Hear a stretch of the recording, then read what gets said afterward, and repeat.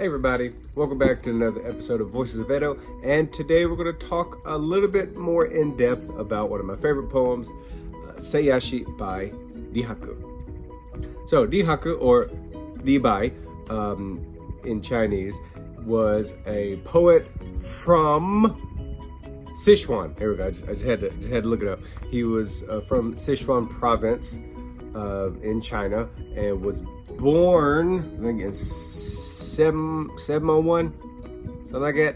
Yeah, around 701, and lived until I think 762, around that time. I just had to look it up. And this poem is about kind of being alone, away from home, and kind of thinking about it, and you know, missing your home, right? Being homesick. You feel me? Everybody can relate to that, I think, at some point. If you go off to college, if you travel for a little bit, you know, even sometimes, I mean, when you're at work, right? Sometimes if you work, like my wife, she works at a hospital, and sometimes she has to work really, really long hours. And I imagine if you're away from your family for a while, even at work, you know, if you got to do like double shifts or something, you get a little lonely, right? So I think everybody, to some degree, can dig this poem. So let's dive into the characters and the meaning behind it. Okay, so here we have a lovely poem. Sorry for all the messy notes. And here we have our first line. If you remember, these poems are broken down into 4 parts. You have the Ki Sho Ten Ketsu, and the Ki is the opening part, kind of the setting up its story. Sho is the continuation of the setup here, giving a little extra info. Then you have the Ten, which is twist, turnaround, some sort of intense moment. And then you'll have the Ketsu, which is the summary, the moral, wrapping up, kind of closing of the story, or the message of whatever the poem is. Because sometimes they're not necessarily, you know, a story. It's just kind of like a message or something, right? So here we have Shozen Gekko o Miru. So, you know, the particle, right? So here we have Shozen. And Shozen is, I had to look this up, is kind of like a Chinese style bed. Or shou here represents kind of like bed. And here is in front of, so in front of the bed. It's kind of like looking outside, looking at the moon's light. So Shozen Gekko o Miru. Miru is kind of here to look. And Gekko is kind of the moon's light. So again, here with the Chinese, this is written in Chinese grammatical order, but here the Shozen Gekko, the hiragana, this is written in Japanese grammatical order, right? So if you were to just look at this and you were to write it with kanji and everything, it would be in a slightly different, the characters would look in a slightly different order than here, because this is written in the Chinese grammar order. But basically, yeah. So, in front of the bed, probably sitting down, you know, on the floor probably, looking up at the moon's light. And then, let me get in close here. Utagoraku wa kore Chijo no shimo kato. So utaraku wa, sorry, is questioning. Utagoraku wa, sorry, made a mistake. This is to question or to wonder, right? And kore, this is the kanji for this. And then chijo is above or on the surface, above the ground, covering the ground. And then shimo is frost. Kato is kind of like wonder, but like wonder if, right? Shimo kato. So wondering if this is referring to the moon's light. wondering if this is frost.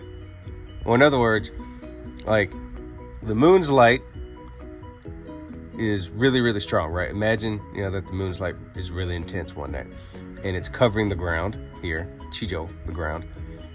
And it's so intense that you wonder if this moonlight, you wonder if it's frost because it's so bright. It kind of looks like frost, right? And then you have our Teng here.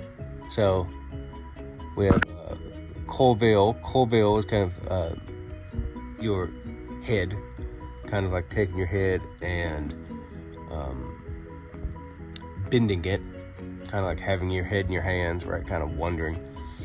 And then it's kind of like I'm looking at this through my phone with the light and everything. It's kind of hard to see. So, Kobe o agete wa sangetsu o nozomi. So here we have head in our hands, looking up at the moon through the edge of the mountains. So the moon is above the mountains and we're looking at it, right? With our head in our hands, wondering, right? So here with our first two here, we're kind of focusing on the moon's light, right? The light is covering the ground and then, kind of looks like frost. It's so bright and lovely, but I'd say lovely, but then here we're kind of shifting our focus to the moon and the mountains in the distance. And we look at the edge of the mountains and everything. We're kind of, now we're really starting to think. So here at our end, the ketsu, we have Kobe o tarete wa kokyo. Oh wait, in focus, okay. Kokyo omo. So here, again, the order is different, but we have kind of a lowering our head, lower. This is kind of lower, I believe. Head, think, and here is Kokyo. This is our hometown, right? So here we think about or remember our hometown. So these two parts are connected. These two parts are connected and these two parts are connected.